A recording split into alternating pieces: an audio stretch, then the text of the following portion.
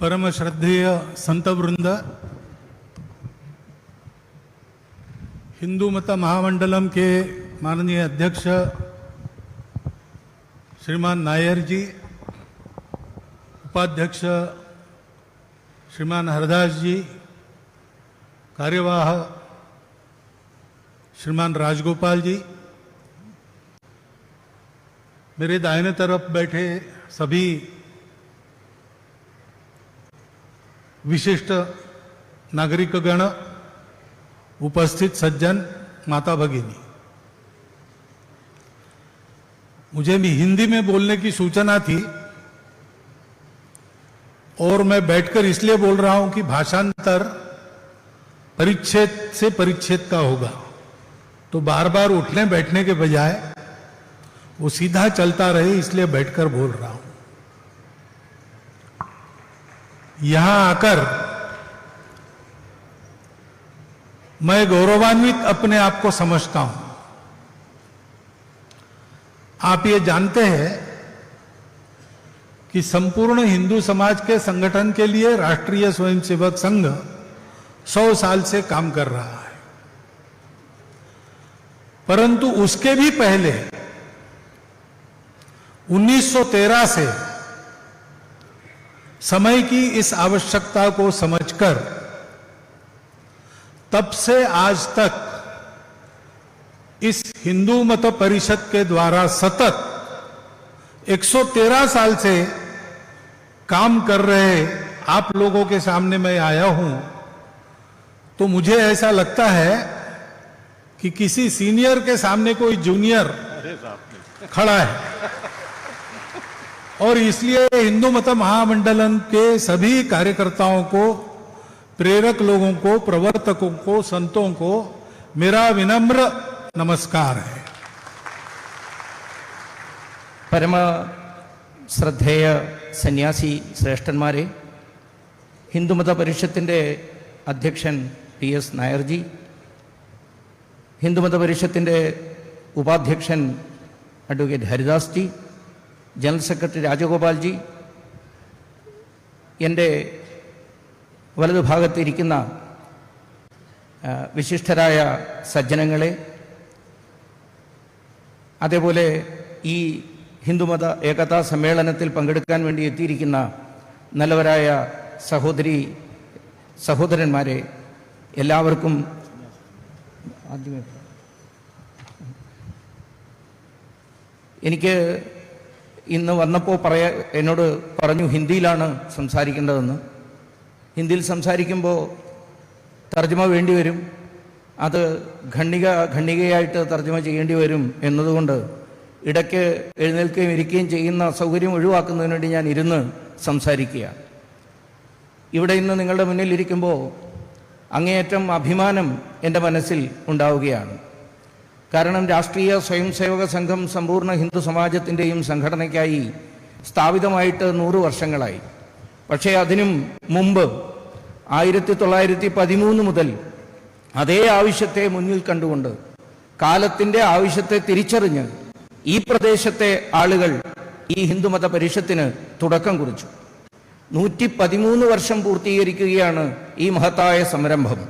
അങ്ങനെ നോക്കുമ്പോൾ മുതിർന്നവരുടെ മുന്നിൽ പ്രായത്തിൽ എളുതായ ആള്, സീനിയേഴ്സിൻ്റെ മുന്നിൽ ജൂനിയർ എന്ന നിലയിലാണ് ഞാൻ നിങ്ങളുടെ മുന്നിൽ നിൽക്കുന്നത്.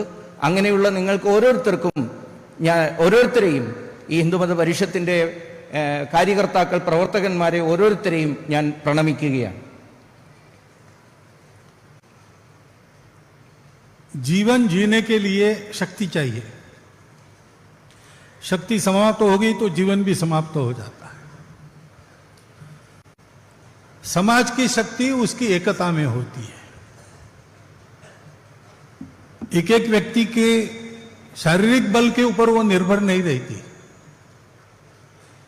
सबका मेलजोल कैसा है, आपस में मिलना जुलना कैसा है, सब मिलकर सबके हित की सुनते हैं, सोचते हैं या स्वार्थ की सोचते हैं, इस पर वो शक्ति निर्भर करती है। और इसलिए हिंदू समाज को अपना जीवन चलाने के लिए हिंदू एकता की आवश्यकता है। उसमें से शक्ति उत्पन्न होगी। ये बताने के लिए और कोई तर्क देने की आवश्यकता नहीं, विश्व में ये नियम है। जो समाज संगठित है, एक है, उस समाज का उत्कर्ष होता है। जो समाज विभक्त है, संगठित नहीं है, उस समाज का अधपतन होता है। इतिहास और वर्तमान दोनों इसके साक्षी है। ജീവിക്കാൻ ശക്തി ആവശ്യമാണ്. ശക്തിയില്ലെങ്കിൽ ജീവിക്കാൻ നമുക്ക് സാധ്യമല്ല. ഒരു സമൂഹത്തെ സംബന്ധിച്ചിടത്തോളം അതിൻ്റെ ശക്തി അതിൻ്റെ ഐക്യത്തിലാണ്, ഏകതയിലാണ് കുടികൊള്ളുന്നത്. വ്യക്തികളുടെ ശാരീരിക ശേഷിയോ എന്ത് ഉള്ളതിനേക്കാൾ ഉപരിയായി അത്തരം വ്യക്തികൾ പരസ്പരം സഹകരിച്ച് ഒന്നുപോലെ പരസ്പരം സ്നേഹിച്ച് ഏകതയോടുകൂടി സഹകരിച്ച് കഴിയുമ്പോഴാണ് സമൂഹം ശക്തമാകുന്നത്. ഹിന്ദു സമൂഹത്തെ സംബന്ധിച്ചിടത്തോളവും ഇത് വസ്തുതയാണ്. ഹിന്ദു സമൂഹം ഒറ്റക്കെട്ടായി നിന്നാൽ, ഏകതയോടുകൂടി മുന്നോട്ട് പോയാൽ അതിനെ ജീവിക്കാനും വളരാനും സാധിക്കും. അതുകൊണ്ട് ഏകത അങ്ങേയറ്റം അനിവാര്യമാണ്. ഇതിന് വേറെ യുക്തിയൊന്നും അവതരിപ്പിക്കേണ്ട ആവശ്യമൊന്നുമില്ല. ലോക നിയമമാണ് അത്. ലോകത്ത് മുഴുവൻ നിലനിൽക്കുന്ന വസ്തുതയാണ്. ഏത് സമൂഹത്തെ പഠിച്ചാലും നമുക്കത് മനസ്സിലാക്കാൻ സാധിക്കും. സംഘടിതമായ സമൂഹം ഉയർച്ചയെ പ്രാപിക്കുന്നു, അസംഘടിതരായ സമൂഹം തകർച്ചയിലേക്ക് നീങ്ങിപ്പോകുന്നു. ഇതാണ് കാലത്തിൻ്റെ നിയമം. ചരിത്രവും അതുതന്നെയാണ് സാക്ഷ്യം പറയുന്നത്. परंतु शक्तिवान होने से बाकी विश्व को खतरा भी हो सकता है, क्योंकि शक्ति तो शक्ति है, उसको दिशा देने वाला मनुष्य होता है, उस शक्ति का उपयोग करने वाला होता है। उसकी बुद्धि कैसी है उस पर निर्भर है। संस्कृत में एक सुभाषित है, विद्या विवादाय धनम मदाय शक्ति परेशान परपीडनाय खलस्य। खल यानी दुष्ट। दुष्ट लोग विद्या का उपयोग विवाद बढ़ाने के लिए करते हैं। हम अपने चारों ओर देखते तो ध्यान में आता है। धन का उपयोग अपना मद बढ़ाने के लिए कहते हैं, मदमस्त हो जाते हैं।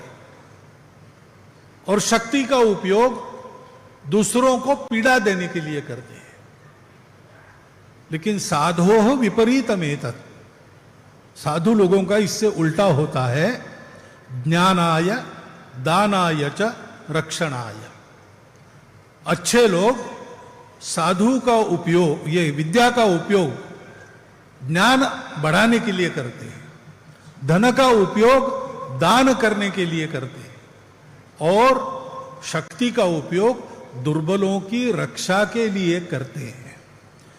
हिंदुओं के संगठन से ये कैसे होगा? हिंदू एकता विश्व के लिए उपकारी होगी, ये कैसे होगा? तो इसमें कोई शंका करने की आवश्यकता है नहीं, क्योंकि हिंदू एक स्वभाव का नाम है। हिंदू में अनेक मतपंथ उपासना संप्रदाय है। इतना प्रदीर्घ जीवन रहा है, उसमें अनेक भाषाएं हो गई। विशाल देश अपना है जिसमें हिंदू रहता है, परंपरा से रहता आया है। उसका भूगोल अलग अलग है, वातावरण अलग अलग है, खान पान रीति रिवाज उसके कारण अलग अलग है, और रहने की जगह भी अलग अलग प्रकार की है।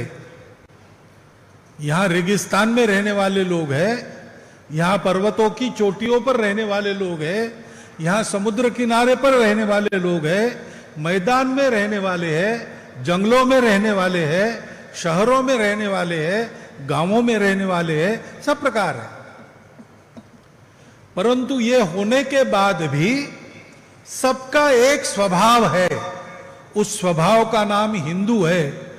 उसको ये नाम दिया गया है, लेकिन उस स्वभाव का वर्णन करना है तो हम ये कह सकते हैं कि हिंदू समाज धर्म प्राण है।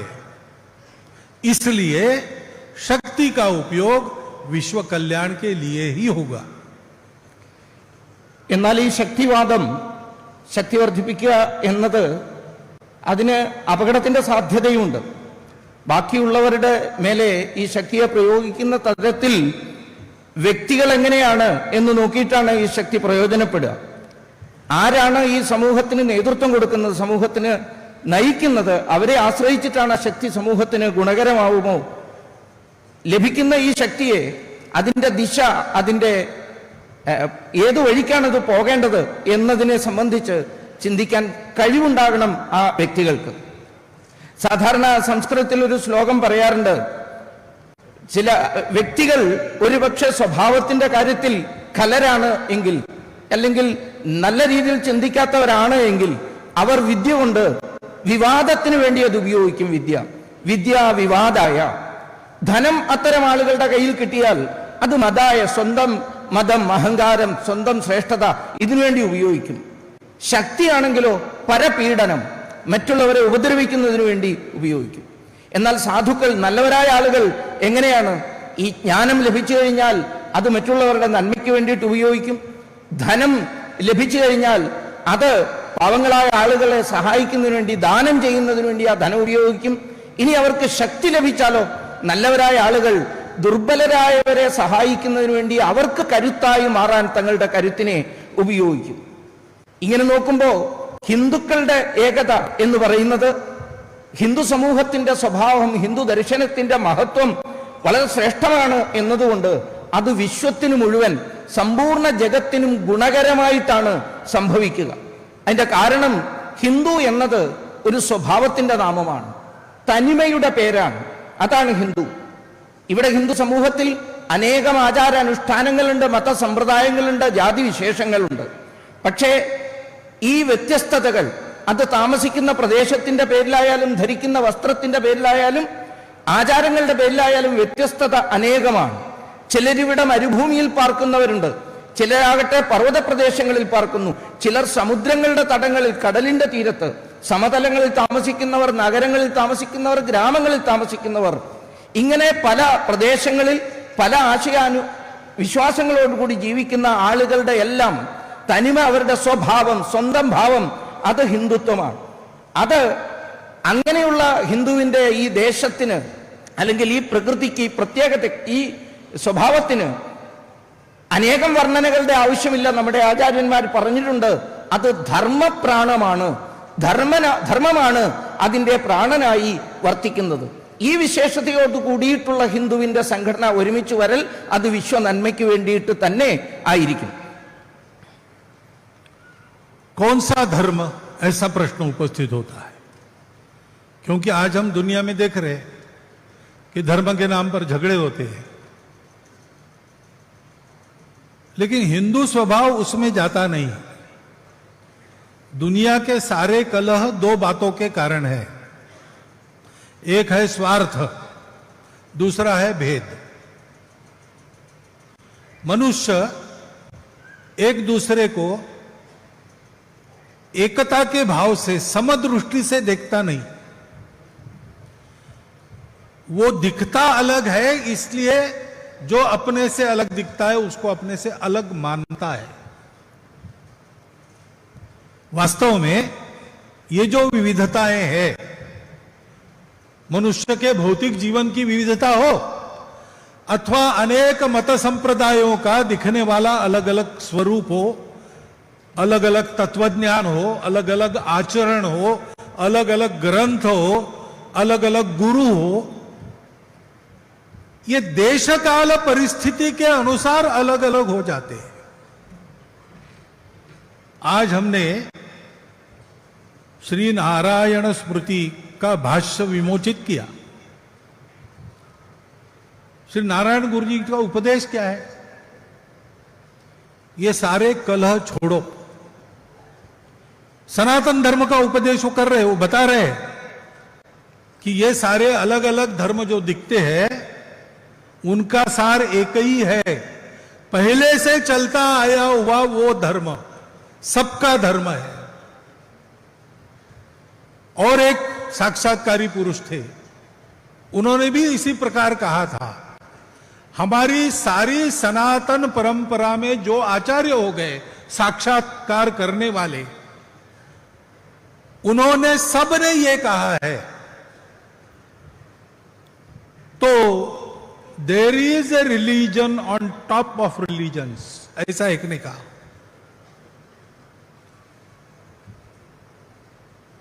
आचार धर्म है वो देशकाल परिस्थिति के अनुसार होता है। अभी मैं यहां बैठा हूं, आप भी बैठे हैं, किसी ने स्वेटर नहीं पहना है, लेकिन अभी इलाहाबाद में कुंभ में जो लोग प्रयागराज में गए हैं उनको वहां स्वेटर पहनना पड़ता है। एक ही समाज है, दो जगह है, इसलिए दो प्रकार के कपड़े हैं। आज केरल का व्यक्ति भी वहां जाता है तो उसको गर्म कपड़ा पहनना पड़ता है, और वहां का व्यक्ति यहां आता है तो उसको सामान्य कपड़ा पहनना पड़ता है, क्योंकि देशकाल परिस्थिति के अनुसार यह आचार होता है। परंतु सबका गंतव्य क्या है? वो religion on the top of religions है, सभी धर्मों का सार रूप धर्म है, वो पहले से चलता आया है। उसी सनातन धर्म का निरूपण प्रत्येक हिंदू आचार्य ने किया है, प्रत्येक आध्यात्मिक साक्षात्कारी पुरुष ने किया है, प्रत्येक संत ने किया है। वो धर्म धारणा को महत्व देता है, उस धर्म की व्याख्या में ही है। धारणा करता है वो धर्म है। धारणा धर्म इत्याहु धर्मो धारयते प्रजा। जो जो जन्म लेता है उसका धारण वो धर्म करता है। सृष्टि के प्रारंभ से अस्तित्व में आया, सृष्टि उसी के नियम से चलती है, आगे बढ़ती है और अपने गंतव्य को प्राप्त कर विलीन हो जाती है। इसका जो नियम है, जो सामने के जमीन पर एक धूलि का कण है, उससे लेकर तो बड़े बड़े ग्रह गोलों तक, एक छोटे से कीट से लेकर तो दुनिया के अत्यंत विद्वान, अत्यंत मूर्धन्य श्रेष्ठ मानवों तक सब पर लागू होता है। जड़ चेतन चराचर सृष्टि उस नियम से चलती है। वो नियम धर्म है, वो शाश्वत है। उसका आचरण कैसे करना, अपने अपने देशकाल परिस्थिति के अनुरूप उसका उपदेश करने वाले मत संप्रदाय है। अगर वो समझ जाएंगे कि हमारा गंतव्य वही धर्म है सबका एक, तो सारे कलह समाप्त हो जाएंगे। ഏത് ധർമ്മത്തെക്കുറിച്ചാണ് നമ്മൾ സംസാരിക്കുന്നത്? ധർമ്മം എന്ന് പറയുമ്പോൾ മതം എന്നുകൂടി അർത്ഥമുണ്ട്. അങ്ങനെ നോക്കുമ്പോൾ മതത്തിന്റെ പേരിൽ, വിശ്വാസ പ്രമാണങ്ങളുടെ പേരിൽ ലോകത്തിൽ നിന്ന് ഏറ്റവും കൂടുതൽ സംഘർഷങ്ങൾ നടന്നുകൊണ്ടിരിക്കുകയാണ്. സ്വാർത്ഥതയുടെ പേരിൽ, പരസ്പര ഭയത്തിന്റെ പേരിൽ, വിദ്വേഷത്തിന്റെ പേരിൽ കലഹമെങ്ങും ഉണ്ടായിക്കൊണ്ടിരിക്കുന്നു. അതിൽ മതസംബന്ധമായ കലഹങ്ങളും വളരെയേറെ നമുക്കിന്ന് ലോകത്ത് കാണാൻ കഴിയുന്നു. പക്ഷേ നമ്മൾ മുന്നോട്ട് വയ്ക്കുന്ന ധർമ്മം എന്ന് പറയുമ്പോൾ അത് സമദൃഷ്ടിയുടേതാണ്. അതുകൊണ്ട് കലഹത്തിന് യാതൊരു സാധ്യതയുമില്ല. കലഹം എപ്പോഴാണ്, വഴക്കെപ്പോഴാണ് ഉണ്ടാകുന്നത്? നമ്മൾ കാണുന്ന വ്യത്യസ്തതകളിൽ ഊന്നി നിന്നുകൊണ്ട്, എല്ലാം വ്യത്യസ്തങ്ങളാണ് നമ്മുടെ ചുറ്റുപാട്, നമ്മൾ പലതായിട്ടാണ് കാണുന്നത്. പല രീതിയിലുള്ള വേഷവിധാനം, പല രീതിയിലുള്ള ആചാരവിശ്വാസങ്ങൾ, പല രീതിയിലുള്ള വേഷവിധാനങ്ങളെല്ലാമായിട്ട്, അതേപോലെ പല തത്വജ്ഞാനങ്ങൾ, പല ഗുരുക്കന്മാർ, പല ഗ്രന്ഥങ്ങൾ, അവരവരുടേതായ ഗ്രന്ഥങ്ങളാണ് ശ്രേഷ്ഠം, തങ്ങളുടേതായ വിശ്വാസമാണ് ശ്രേഷ്ഠം എന്ന് പറയുമ്പോഴാണ് അതിൽ സംഘർഷം ഉണ്ടാകുന്നത്. ഇത് സ്വാഭാവികമാണ്. ഇത്തരം അനേകം തരത്തിലുള്ള ആചാരവിശ്വാസങ്ങൾ ഉണ്ടാവുക സ്വാഭാവികമാണ്. ദേശകാല പരിസ്ഥിതി അനുസരിച്ചാണ്, ഓരോ ദേശത്തിന്റെയും ഓരോ കാലത്തിന്റെയും പരിസ്ഥിതിക്കനുസരിച്ചിട്ടാണ് ഇതൊക്കെയും വികസിച്ച് വരുന്നത്. പക്ഷേ നമ്മുടെ ധർമ്മത്തിന്റെ പ്രത്യേകത അത് സനാതനമാണ്. സനാതനമായ ആ ധർമ്മത്തിന്റെ വ്യാഖ്യാനമാണ് ഇവിടെ ഇപ്പോൾ പ്രകാശനം ചെയ്ത ശ്രീനാരായണ സ്മൃതിയുടെ ഭാഷ്യം എന്ന് പറയുന്ന ഗ്രന്ഥം. സനാതന ധർമ്മത്തെയാണ് ശ്രീനാരായണ ഗുരുദേവൻ ചിട്ടയോടുകൂടി വ്യാഖ്യാനിച്ച് നമ്മളുടെ മുന്നിൽ തന്നിരിക്കുന്നത്. അതിന്റെ ഉപദേശമാണ് അതിൽ ഉള്ളത്. സനാതന ധർമ്മത്തിന്റെ ആ പ്രത്യേകത അതെല്ലാറ്റിനെയും ഒന്നായി കാണുന്നു. ആ സനാതന പരമ്പരയിൽപ്പെട്ട സർവ്വ ഋഷി ശ്രേഷ്ഠന്മാരും, ശ്രീനാരായണ ഗുരുദേവനായാലും മറ്റെല്ലാ ഋഷി ശ്രേഷ്ഠന്മാരും, ഈ ആചാരവിശ്വാസങ്ങളുടെ വ്യത്യസ്തത ഉണ്ടെങ്കിൽ പോലും അതിനെല്ലാം ഉപരിയായി നമ്മളെ കൂട്ടിച്ചേർത്ത് നിർത്തുന്നതായ, നമ്മളെ ധരിച്ചു നിൽക്കുന്നതായ, താങ്ങി നിർത്തുന്നതായ ഒരു ധർമ്മത്തിന്റെ പ്രത്യേകതയെക്കുറിച്ച് ഊന്നി പറയുന്നു. അതാണ് നമ്മുടെ ഈ നാടിന്റെ സംസ്കാരത്തിന്റെ ധർമ്മത്തിന്റെ പ്രത്യേകത. ഇംഗ്ലീഷിൽ പറയാറുണ്ട്, there is A religion top of all religions, എല്ലാ മതങ്ങളുടെയും മേലെയുള്ള ഒരു ധർമ്മം എന്ന് സാധാരണ പറയാറുണ്ട്. ഇതിനുള്ള ഈ വ്യത്യസ്തതകളുടെ കാരണം നേരത്തെ സൂചിപ്പിച്ചതുപോലെ ദേശകാല പരിതസ്ഥിതിയാണ്. നമ്മളുടെ ബാഹ്യമായ ആചാരങ്ങളെ ബാധിക്കുന്നത് ദേശവും കാലവും സാഹചര്യവുമാണ്. ഉദാഹരണത്തിന്, ഇവിടെ ഇരിക്കുന്ന ഒരാളും സ്വെറ്റർ ധരിച്ചിട്ടല്ല ഈ പരിപാടിയിൽ പങ്കെടുക്കുന്നത്. എന്നാൽ ഇപ്പോൾ പ്രയാഗിൽ കുംഭമേള നടക്കുകയാണ്. അവിടെ ഇപ്പോൾ പങ്കെടുക്കുന്ന എല്ലാവരും സ്വെറ്റർ ധരിച്ചിട്ടാണ് അവിടെ ഇരിക്കുന്നത്. അവിടുന്നുള്ള ആരെങ്കിലും ഇവിടെ കേരളത്തിലെ പരിപാടിയിൽ വന്നാൽ ഇവിടെ നമ്മളെല്ലാം പോലെ സാധാരണഗതിയിലുള്ള വസ്ത്രം ധരിച്ച് അവർ ഈ പരിപാടിയിൽ പങ്കെടുക്കും. ഇങ്ങനെ നമ്മുടെ പെരുമാറ്റത്തിൽ ദേശകാലങ്ങൾക്ക് അനുസൃതമായ വ്യത്യസ്തത ഉണ്ടാവുക സ്വാഭാവികമാണ്. ഇതിനെല്ലാം ഉപരിയായി നിന്നുകൊണ്ട് ഇതിനെല്ലാം നിയമിക്കുന്ന ഒരു ധർമ്മം, അതാണ് സനാതന ധർമ്മം. അത് നമ്മുടെ ഓരോ സന്യാസി ശ്രേഷ്ഠനും നമ്മുടെ പൂർവികന്മാരും അതിനെ മഹത്തരമായി വർണ്ണിച്ച് നമ്മുടെ മുന്നിൽ തന്നിട്ടുണ്ട്, വ്യാഖ്യാനിച്ച് നമ്മുടെ മുന്നിൽ തന്നിട്ടുണ്ട്. ധർമ്മം എന്ന് നമ്മൾ പറയുമ്പോൾ അതിന്റെ പരിപൂർണമായ അർത്ഥം ധരിക്കുന്നത്, താങ്ങി നിർത്തുന്നത് എന്നതാണ്. സംസ്കൃതത്തിൽ പറയും, ധാരണാ ധർമ്മമിത്യാഹു ധർമ്മോ ധാരയതി പ്രജ. എല്ലാ വ്യക്തിയെയും ഒരുമിച്ച് നിർത്തുന്ന, ഒന്നാക്കി നിർത്തുന്ന ആ വിശിഷ്ട നിയമത്തിനാണ്, അതാകട്ടെ സൃഷ്ടിയുടെ പ്രാരംഭം മുതലേ തന്നെ തുടരുന്നതായ ഒരു ശ്രേഷ്ഠമായ നിയമമാണ്, സനാതനമായ നിയമമാണ്. അതാണ് നമ്മുടെ നാട്ടിൽ എല്ലാറ്റിലും ഒരേ ചൈതന്യത്തെ കാണുന്ന ഒരു പ്രത്യേകത. കാൽക്കീഴിലെ ഒരു തരി മണ്ണ് മുതൽ വലിയ ഗ്രഹങ്ങൾ വരെ ഒരേ തരത്തിലുള്ള ചൈതന്യമാണ് ഉൾക്കൊള്ളുന്നത് എന്ന് നമ്മൾ വിശ്വസിക്കുന്നു, ഒരുപോലെയാണ് എന്ന് കാണുന്നു. സാധാരണ കീടം, കൃമികീടം മുതൽ അതിബുദ്ധിമാനായ മനുഷ്യൻ വരെ എല്ലാവരുടെയും ഉള്ളിൽ, ഓരോ ജഡത്തിന്റെയും ഉള്ളിലുള്ള ജഡചേതനകൾ ഒന്നാണ് എന്ന ആ വിശിഷ്ടമായ വിശ്വാസ പ്രമാണമാണ് നമ്മൾ പറയുന്ന സനാതന ധർമ്മം എന്ന ആ ചിരന്തന നിയമത്തിൽ നിലകൊള്ളുന്നത്. ആ ശാശ്വതമായ നിയമത്തെയാണ് ഇവിടെ വിശദീകരിക്കപ്പെടുന്ന ധർമ്മം എന്നതുകൊണ്ട് ഉദ്ദേശിക്കുന്നത്. इस धर्म का आचरण करना, अपने अपने संप्रदाय ने जो बताया उसको श्रद्धा पूर्वक आचरण करना, लेकिन उस सनातन धर्म की चौखट को याद रखना. उसका वर्णन श्रीमद् भागवतम में है.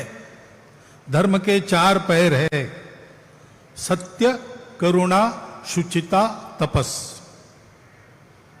परिश्रम पूर्वक अपने चित्त की शुद्धि करते हुए, सबके प्रति अपनापन रखते हुए, करुणा का व्यवहार करते हुए सत्य को प्राप्त करना. इस चौखट में जो जो है वो धर्म है. देश काल परिस्थिति बदल जाती है तो आचार धर्म की कुछ बातें इस चौखट के बाहर जाती है, उनको छोड़ना चाहिए. और इसलिए स्मृतियां बनती है. देशकाल परिस्थिति के परिवर्तन के अनुसार आचार धर्म के परिवर्तन के लिए श्री नारायण स्मृति में प्रकट रूप से इसका पुरस्कार किया है कि भेद सब छोड़ो. जात पात भेद नहीं है, भेदपूर्वक आचरण मत करो, सब अपने हैं, कोई उच्च नीच नहीं है, सबको समान अवसर होना चाहिए. ये काल की आवश्यकता है. सत्य, करुणा, शुचिता, तपस की चौखट में अस्पृश्यता नहीं है, ऊंच नीच का भेद नहीं है, इसने ये नहीं करना, इसने वो नहीं करना, ऐसा निषेध नहीं है. ऐसा अगर है तो वो आज अधर्म है. ये विवेक धर्म का करके अपने अपने मार्ग पर श्रद्धा से चलो, दूसरों के मार्ग का भी उतना ही सम्मान करो, उतनी ही श्रद्धा रखो. ये धर्म बताता है, वो धर्म हिंदू का स्वभाव है. और इसलिए हिंदू एक होगा तो विश्व कल्याण होगा. लेकिन हिंदू एक होगा कैसे? इतना विशाल हिंदू समाज इतने दिनों से विभक्त होकर आपस में लड़ रहा है, वो एक होगा कैसे? ഈ ധർമ്മത്തെ നമ്മൾ കൃത്യമായി വിലയിരുത്തണം. അവരവരുടെ ധർമ്മത്തെ കൃത്യമായി മനസ്സിലാക്കുകയും അതനുസരിച്ച് നമ്മുടെ ജീവിതത്തെ ചിട്ടപ്പെടുത്തുകയും ആ മാർഗത്തിൽ പൂർണ്ണ വിശ്വാസത്തോടു കൂടി നമ്മൾ ഓരോരുത്തരും മുന്നോട്ട് പോകണം. അതാണ് ധർമ്മം. ഭാഗവതം ധർമ്മത്തെ വ്യാഖ്യാനിക്കുമ്പോൾ പറയും, അതിന്റെ ഒരു ചട്ടക്കൂടിനെ നിർണയിക്കുന്നുണ്ട്. സത്യം, കരുണ, ശുചിത്വം, തപസ്. ഇത് നാലുമാണ് ധർമ്മത്തിന്റെ ലക്ഷണങ്ങൾ, അല്ലെങ്കിൽ 4 തൂണുകൾ. അതിലാണ് ധർമ്മം നിലനിൽക്കുന്നത്. ഇത് പൂർണ്ണമായും മനസ്സിലാക്കിക്കൊണ്ട് ധർമ്മത്തിന്റെ ഈ ചട്ടക്കൂടിനെ ഉൾക്കൊണ്ടുകൊണ്ട് ഓരോരുത്തരും അവരവരുടെ ധർമ്മത്തെ പാലിച്ച് മുന്നോട്ട് പോവുകയാണ് എങ്കിൽ അത് ധർമാനുഷ്ഠാനമാണ്. എന്നാൽ ഏതെങ്കിലും കാര്യം നമ്മൾ മുന്നോട്ട് പോകുന്ന സമയത്ത് നമ്മുടെ ധർമാചരണത്തിൽ ഈ ചട്ടക്കൂടിന് പുറത്താണ് അത് എങ്കിൽ ഒരു സംശയവും വേണ്ട, അതിനെ ഉപേക്ഷിക്കാൻ നാം ഓരോരുത്തരും തയ്യാറാവണം. ഈ ധർമ്മത്തിന്റെ ചട്ടക്കൂടിന് പുറത്താണ് എങ്കിൽ. ശ്രീനാരായണ സ്മൃതിയിൽ ഗുരുദേവൻ വർണ്ണിക്കുന്നതും ഇത് തന്നെയാണ്. അദ്ദേഹം പറയുന്നു, ജാതിഭേദം, ഉച്ചനീചത്വം, തൊട്ടുകൂടായ്മ ഇത്യാദി എല്ലാം തന്നെ ഈ ധർമ്മത്തിന്റെ ചട്ടക്കൂടിന് പുറത്തുള്ളവയാണ്. അതുകൊണ്ട് അതിനെ ഉപേക്ഷിക്കണം, അത് വേണ്ട എന്ന് അദ്ദേഹം പറയുന്നു. സത്യവും കരുണയും ശുചിത്വവും തപസ്സും, അതിന്റെ ഉള്ളിൽ ഒരു കാരണവശാലും അസ്പൃശ്യത, തൊട്ടുകൂടായ്മയില്ല. അവിടെ വലിയവനെന്നോ ചെറിയവനെന്നോ ഉള്ള ഭേദമില്ല. അതുകൊണ്ട് ആ ജാതി ചിന്ത ധർമാനുഷ്ഠാനത്തിൻ്റെതായ ചട്ടക്കൂടിന് പുറത്താകയാൽ അതിനെ നമ്മൾ ഉപേക്ഷിക്കണം. അതേതെങ്കിലും കാരണവശാൽ നമ്മുടെ ആചാരങ്ങളിൽ കടന്നുകൂടിയിട്ടുണ്ടെങ്കിൽ ഒരു സംശയവും വേണ്ട, നമ്മൾ അതിനെ ഉപേക്ഷിച്ചുകൊണ്ട് മുന്നോട്ട് പോകണം. അവരവരുടെ മാർഗത്തിൽ മുന്നോട്ട് പോകുമ്പോഴും ഈ ഒരു വസ്തുതയെ നമ്മൾ എല്ലാവരും ധരിച്ചിരിക്കണം. ഇതാണ് ഹിന്ദുധർമ്മത്തിന്റെ സ്വഭാവം എന്ന് നേരത്തെ പറഞ്ഞത്. ഇതുകൊണ്ടാണ് ഈ ഹിന്ദുധർമ്മം എന്നത് സമ്പൂർണ്ണ വിശ്വത്തിന്റെയും നന്മയ്ക്ക് വേണ്ടിയിട്ടുള്ളതാണ് എന്ന് പറയുന്നത്. പക്ഷെ ഈ ഹിന്ദു, ഇങ്ങനെയുള്ള ഹിന്ദു, ഇത്തരം സ്വഭാവത്തോടു കൂടിയ ഹിന്ദു എങ്ങനെയാണ് ഒരുമിക്കുക സാധ്യമാവുന്നത് എങ്ങനെയാണ്? കാരണം കാലങ്ങളായി ഹിന്ദു സമൂഹം വിഘടിച്ച് തന്നെ നിൽക്കുകയാണ്, വേറെയായി നിൽക്കുകയാണ്. അതിനെ സംഘടിപ്പിക്കാനുള്ള മാർഗം എന്താണ്? അതാണ് ചിന്തിക്കാനുള്ളത്. तो पहला उपाय है आत्म परिचय याद रखना. उससे 2 बातें होती है, शक्ति जागृत होती है, एकता का भी भान आता है. हनुमान जी दक्षिण सागर के तट पर निराश होकर बैठ गए सब वानर वीरों के साथ. समुद्र पार कौन जा सकता है? जांबुवान वृद्ध हो गए, अंगद राजकुमार है, उसको भेज नहीं सकते. बाकी सब लोग पूरा 100 योजन जाके वापस नहीं आ सकते. कौन जाएगा? हनुमान के अपनी शक्ति थी, लेकिन वो अपने परिचय को भूल गए थे. तब जांबवान जी ने हनुमान जी को उन्हीं का परिचय बताया. जब उनको स्मरण हुआ अपने परिचय का, तो उनकी शक्ति जागी, आकार पर्वताकार हो गया और महेंद्र पर्वत से छलांग लगाकर मार्ग में 4 विपदाओं का प्रतिकार करते हुए लंका पहुंचे. सीता जी को खोज लिया, राम का संदेश सुना दिया, रावण के सारे राजधानी का अता पता निकाल लिया, विभीषण जैसा मित्र खोज लिया और रावण को राम का संदेश सुनाकर रावण के और राक्षसों के मन में राम की सामर्थ्य की दाग बनाने के लिए लंका दहन करके वापस आ गए. इतना सारा पराक्रम एक आत्मविस्मृति के दूर होने से जागृत हुआ. हमको यह समझना चाहिए, हम कौन है? हम हिंदू हैं, यानी हिंदू स्वभाव वाले हैं. अलग अलग दिखते हैं, लेकिन एक ही धर्म को मानने वाले, क्योंकि धर्म तो एक ही है. वही मानव धर्म है, वही सनातन धर्म है, वही हिंदू धर्म कहलाता है. उसको मानने वाले हम लोग हैं. हमारे पास सत्य है, विविधता ऊपर की बात है, एकता अंदर का सत्य है. हमारे पास करुणा की दृष्टि है. रास्ते से मैं अभी कॉन्वॉय में जाना पड़ता है मुझे, तो कभी कभी रास्ते पर छोटे छोटे कुत्ते के बच्चे खेलते हैं, वो बीच में आ जाते हैं. हमारा कॉन्वॉय रुक जाता है, उनको इधर उधर होने देता है, फिर बीच में से जाता है. नागपुर में एक बार यूरोपियन प्रतिनिधि मंडल आया था और ऐसे ही बस से नागपुर घूमने के लिए जा रहे थे. ट्रैफिक लाइट के पास ट्रैफिक लाइट हरा हो गया, लेकिन फिर भी गाड़ियां रुकी क्यों? तो एक कुत्ता जा रहा था, धीरे धीरे क्रॉस कर रहा था, उसके लिए सारा ट्रैफिक रुका था। वो जाने के बाद शुरू हो गया। यूरोपियन लोगों ने बताया ड्राइवर को कि हमारे वहां ऐसा होता तो हम उस कुत्ते को मार डालते, उस पर से ट्रक चलाते। हमारे यहां ऐसा नहीं होता है।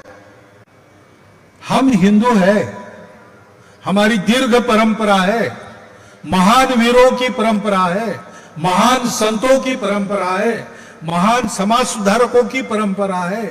सबने इसी सनातन धर्म को देश काल परिस्थिति अनुसार हम आचरण करें, इसलिए प्रयास किया है और इसलिए हम पराक्रमी है।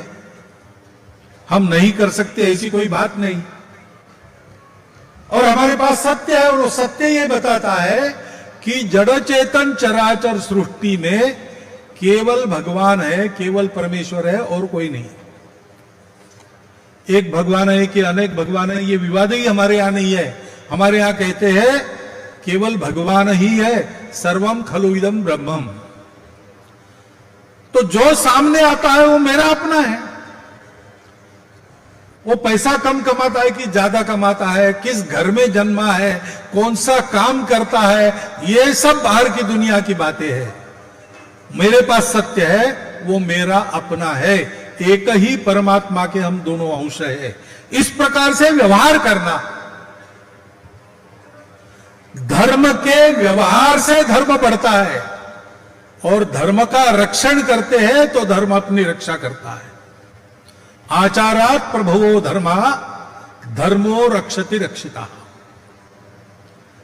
उस धर्म का आचरण हम शुरू कर देंगे।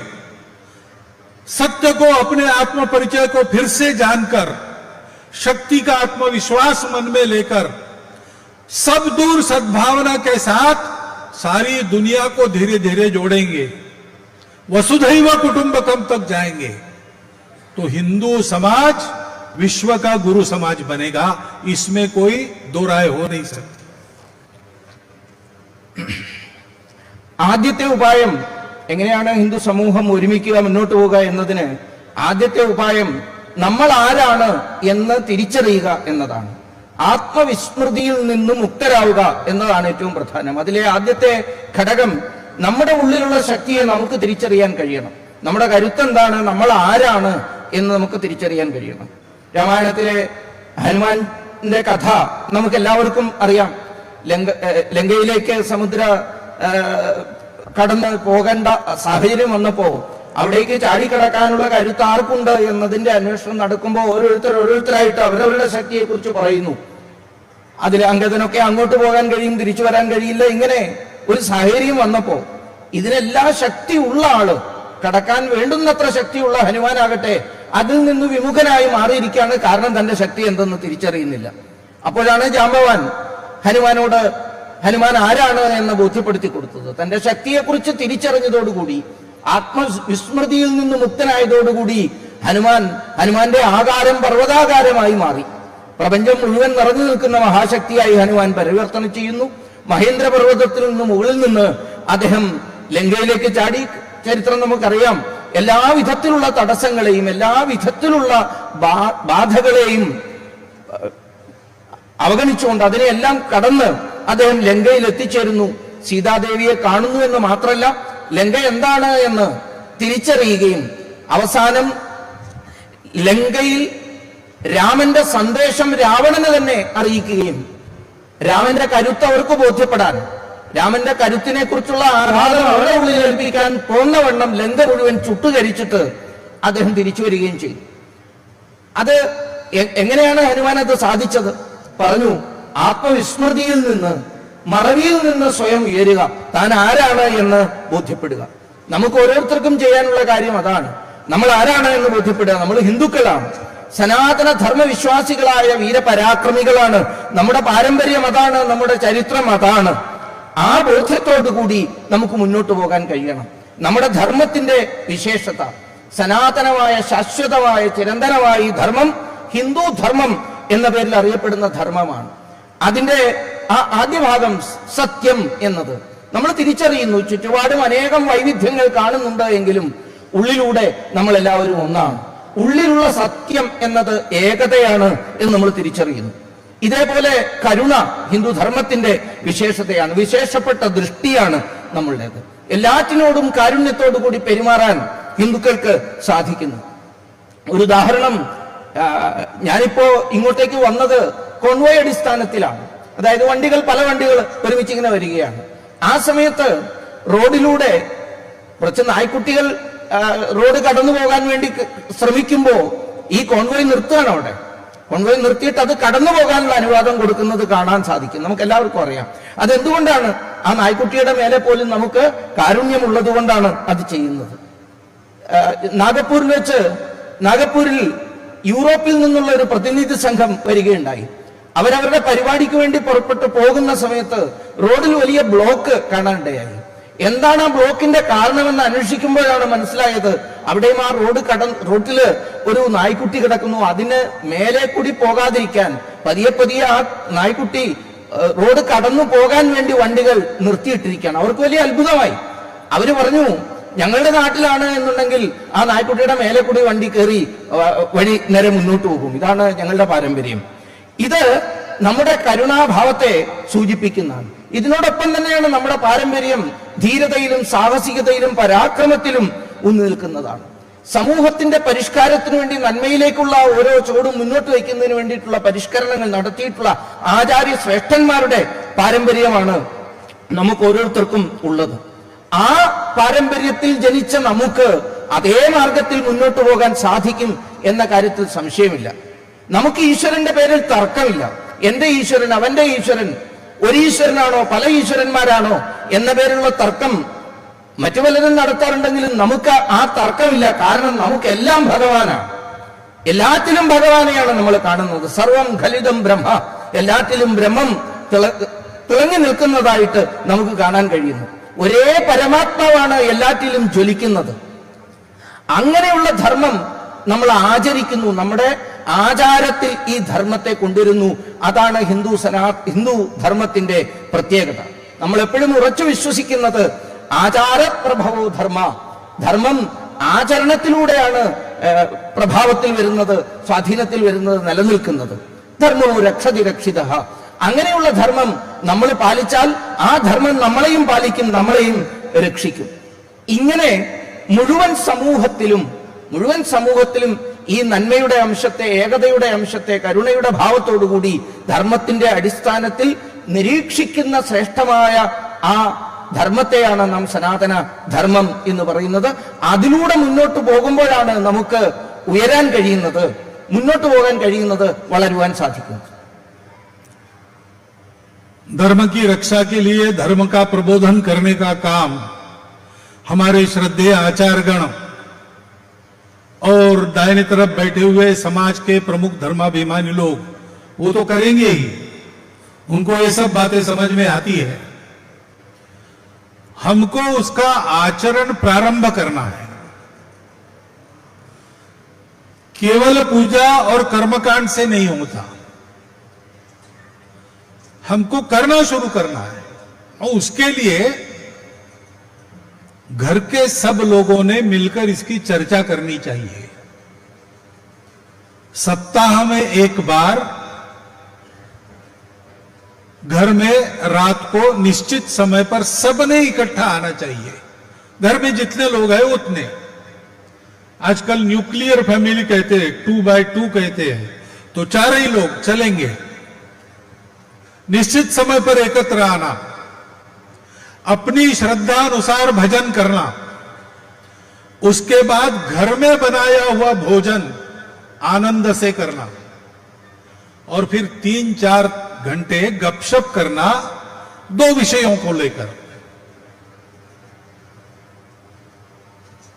हम कौन है, हमारी परंपरा क्या है, संस्कृति क्या है, हमारी अपनी अपनी कुलरीति होती है. वो कुलरीति क्या है, उसके अनुसार हमारे घर में हम चल रहे हैं कि नहीं चल रहे. हमारे घर में भाषा, भूषा, भजन, भोजन, भवन और हमारा देश विदेश में भ्रमण, घर के अंदर ये सब अपना होता है कि नहीं? भ्रमण तो बाहर होता है, देश विदेश में हम जाते हैं, जरूर जाइए, देखिए देश को, विदेश को भी, लेकिन अपने देश में कई प्रकार के प्रेरक स्थान है, इतिहास का गौरव बताने वाले स्थान है, वहां हम जाते हैं कि नहीं? हमारे अपने बंधु कहां रहते हैं, कैसे रहते हैं? कभी जंगल में जाकर हमारे जंगल में रहने वाले बंधु वो कैसे रहते हैं, उनको क्या सहायता चाहिए, देखने के लिए जाना। और अपने घर के चौखट के अंदर भाषा भूषा भजन भोजन भवन ये अपना होना। मेरे घर के अंदर मैं मलयालम में बात करूंगा, मेरी मातृभाषा मलयालम है, तो अंग्रेजी का उपयोग नहीं करूंगा। अपने घर के अंदर मैं अपने वेश में रहूंगा। घर में पर्व उत्साह धार्मिक प्रसंग रहते, स्वदेशी वेश में रहूंगा, मेरे अपने परंपरागत वेश में रहूंगा। कुटुंब में ये करना, इसकी चर्चा करना, चर्चा करते हुए लागू करना और नई पीढ़ी को समझाना, उनको बताना नहीं, डिक्टेट नहीं करना, चर्चा करके वो प्रश्न पूछेंगे उसके उत्तर देकर स्वयं का उदाहरण रखते हुए अपने घर में स्व का आचरण लागू करना। और दूसरा विषय है कि मैं अपने लिए रोज समय देता हूं, पैसा खर्चा करता हूं, अपने परिवार के लिए रोज समय देता हूं, पैसा खर्चा करता हूं, अपने समाज के लिए रोज क्या करता हूं, हिंदू समाज के लिए, देश के लिए, राष्ट्र के लिए, धर्म के लिए रोज मैं क्या करता हूं, कितना रोज पैसा उसके लिए अलग रखता हूं और खर्चा करता हूं। उसका कुछ संकल्प का घर का प्रत्येक व्यक्ति, बालक भी ले सकता है, बालक भी कह सकता है कि मेरे पुराने किताब है, टेक्स्ट बुक्स, मैं वो पुराने किताब किसी जिसको किताब खरीदने का पैसा नहीं है उसको दूंगा, कर सकता है सोच के, सब लोग कर सकते। तो ऐसा कुछ ना कुछ तय करके करना,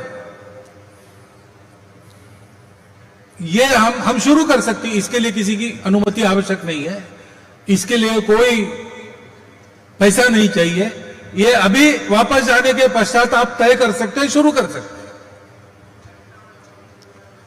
दूसरी बात है कि हमारा धर्म सबको एक मानता है, सबको अपना मानता है, सब में पवित्रता देखता है, इसलिए पर्यावरण की चिंता करना, पॉलिसी में परिवर्तन करने के लिए बहुत समय लगेगा, जो करने वाले करेंगे, लेकिन हम अपने जीवन में 3 छोटी बातें कर सकते हैं। पानी बचाओ, पेड़ लगाओ और प्लास्टिक हटाओ।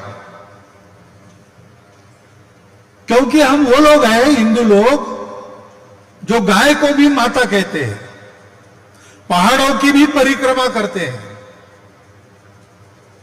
नागपंचमी के दिन सर्प पूजा भी करते हैं।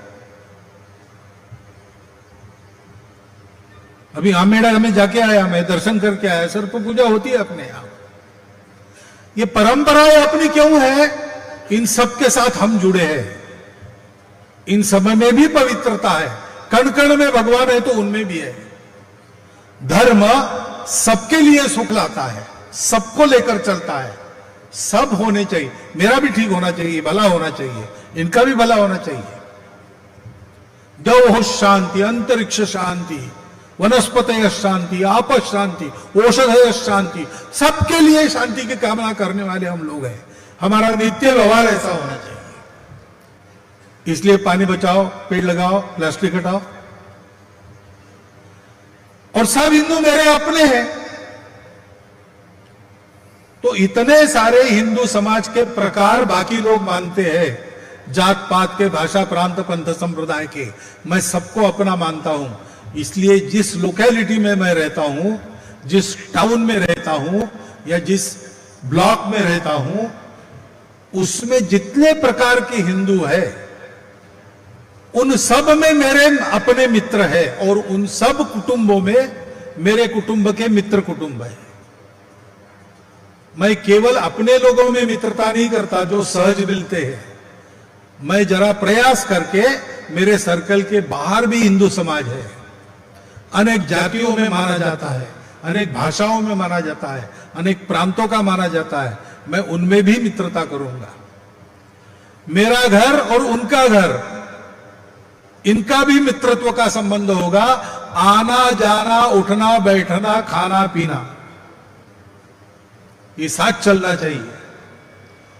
समाज के सामाजिक उत्सवों में, महापुरुषों की जयंतियों पुण्यतिथियों में हम सबने मिलकर भाग लेना चाहिए। आचार्य महापुरुष किसी एक के नहीं थे, किसी विचार में उन्होंने काम किया होगा, लेकिन वो काम सबके लिए कर रहे थे। वो हमारे सबके है, हम सबके पास जाएंगे, सबके उत्सव में जाएंगे।